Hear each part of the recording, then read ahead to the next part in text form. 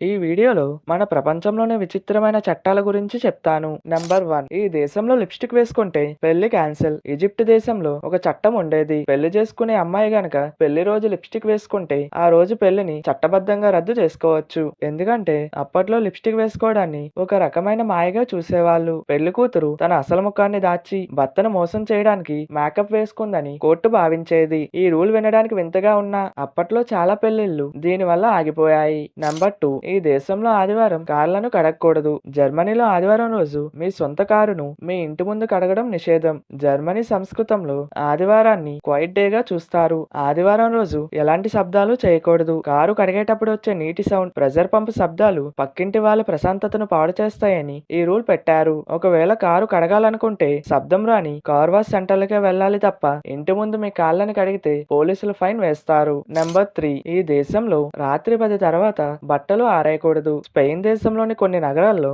రాత్రి 10 గంటలు దాటిన తర్వాత ఇంటి బాల్కనీలోనో లేదా బయట ఉతికిన బట్టలు ఆరేయడం పూర్తిగా నిషేధం. పగటిపూటలు బట్టలు ఆరేస్తే ఓకే, కానీ రాత్రిపూట బయట బట్టలు వేలాడదీయడం వల్ల సిటీ అందం పాడైపోతుందని అక్కడ మున్సిపాలిటీ భావిస్తుంది. టూరిస్టులు ఎక్కువగా వచ్చే ఏరియాల్లో ఈ రూల్ చాలా స్ట్రిక్ట్ గా ఉంటుంది. రూల్ బ్రేక్ చేస్తే మున్సిపల్ అధికారులు భారీగా జరిమానా విధిస్తారు. నంబర్ 4, ఈ దేశంలో కవల పిల్లలు పుడితే ఒకరిని వదిలేయాలి. ఆఫ్రికా ఖండంలోని మడ్గాస్కర్ లోని కొన్ని తెగల్లో కవల పిల్లలు పుడితే దాన్ని సంప్రదాయ ప్రకారం పెద్ద అరిష్టంగా భావిస్తారు. కవలలు పుడితే వాళ్ళు కుటుంబానికి కీడు తెస్తారని నమ్ముతారు. అందుకే పుట్టిన 2 పిల్లల్లో ఒకరిని అడవుల్లోనో లేదా అనాథ శరణాలయంలో వదిలేస్తారు. అయితే ఇప్పుడున్న ప్రభుత్వం ఈ చట్టాన్ని తీసేయడానికి ట్రై చేస్తుంది. నంబర్ 5, ఈ దేశంలో ఎలక్షన్ రోజున మద్యం తాగితే అరెస్ట్. మన దేశంలో ఎలక్షన్ జరిగే రోజున మరియు దానికి 48 గంటల ముందు దేశంలో ఎక్కడా మద్యం అమ్మకూడదు, కొనకూడదు. దీనిని డ్రై డే అంటారు. ఓటర్లకు మద్యమాస చూపి ప్రభావితం చేయకూడదని, అలాగే గొడవలు జరగకుండా ఉండాలని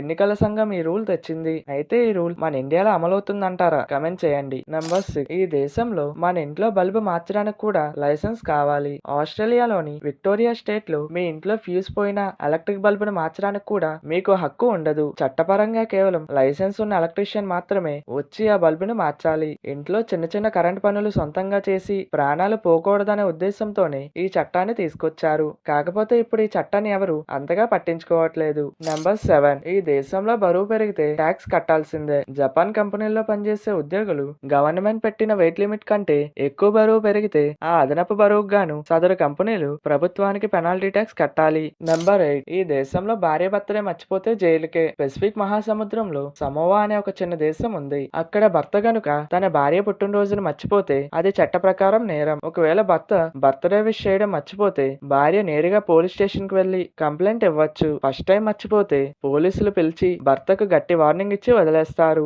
రెండోసారి కూడా అదే తప్పు రిపీట్ చేస్తే మాత్రం భారీగా ఫైన్ పడుతుంది లేదా జైల్లో వేసేస్తారు. నెంబర్ 9, ఈ దేశంలో నవ్వకపోతే ఫైన్ కట్టాల్సిందే. ఇటలీలోని మిలాన్ సిటీకి వెళ్తే మీ ముఖంపై ఎప్పుడూ చిరునవ్వు కనిపించాలి, లేదంటే పోలీసులు చలానా విధిస్తారు. పబ్లిక్ ప్లేసుల్లో తిరిగేటప్పుడు నవ్వకుండా సీరియస్ గానో కోపంగానో ముఖం పెడితే ఇక్కడ ఫైన్ వేస్తారు. అయితే ఈ రూల్ నుండి కేవలం 2 సందర్భాలకు మినహాయింపు ఇచ్చారు. ఒకటి హాస్పిటల్ కి వెళ్ళినప్పుడు, రెండోది ఎవరిదైనా అంత్యక్రియలో ఉన్నప్పుడు మాత్రమే నవ్వకుండా ఉండొచ్చు. నెంబర్ 10, సింగపూర్ లో చూయింగ్ గమ్ నమలడం, దాన్ని అమ్మడం లేదా బయట దేశాల నుండి తీసుకురావడం పూర్తిగా నిషేధం. ఎందుకంటే జనం చూయింగ్ గమ్ నమిలి మెట్రో రైళ్ల తలుపులకి, పబ్లిక్ సీట్ల కింద అంటించేసేవాళ్ళు. దానివల్ల ఒక్కోసారి మెట్రో డోర్లు సరిగ్గా మూసుకోక రైళ్లు ఆగిపోయాయి. పైగా క్లీనింగ్ ఖర్చులు కూడా ఎక్కువయ్యేవి. అందుకే ఎవరైనా దొంగతనంగా చూయింగ్ గమ్ తెచ్చి దొరికితే $10,000 ఫైన్ లేదా ఏడాది జైలు శిక్ష వేస్తారు.